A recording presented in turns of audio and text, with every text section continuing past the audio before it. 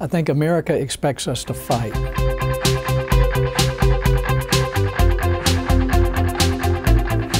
Do you view a government shutdown if there is a standoff between Barack Obama and the GOP?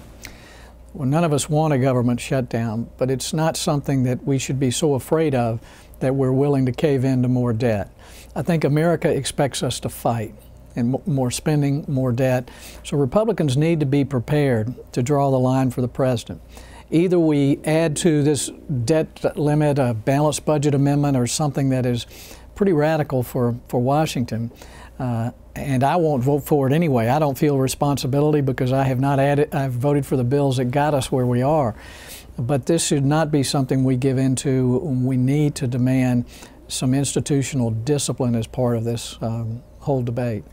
Do you view the vote on whether or not to raise a debt ceiling as a first big key vote for the Republican Party to see whether or not they're now true believers in smaller government and fiscal restraint?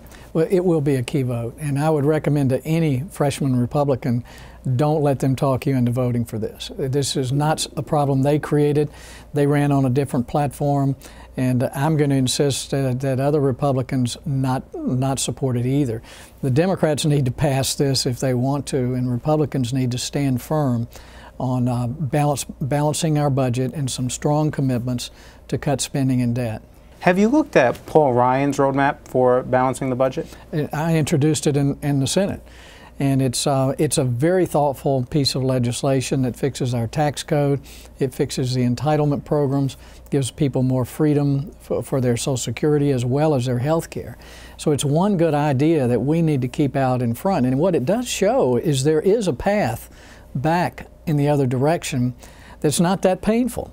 We don't really cut Social Security in this process, and actually younger Americans could have a Social Security account with real money in it. So we need to keep pushing that. I know Paul Ryan's working on a third version of that, and we're going to look at it and consider introducing it again. You had mentioned that one of the worst features of the tax extension compromise was that it was temporary. Right. But aren't all tax cuts that have been passed been temporary in nature? Well, the last one was 10 years ago, and it was not passed as a temporary tax. I mean, we knew when it was passed it was a 10-year plan. That is a reasonable length of time for businesses to plan growth and development. But most of our taxes now at the federal level are temporary. We've got a lot of one-year tax credits that expire every year. We've got a 2-year tax code, virtually everything, and you can't run an economy that way. Businesses don't plan major growth, major new production facilities on a 2-year cycle. Yet it's 10, 20 years, and companies that are planning manufacturing, they'll look at our country and they'll see, here's our tax rate for 2 years and then it's probably going to go up. They're likely to put their production facilities in another country because of the instability here in America.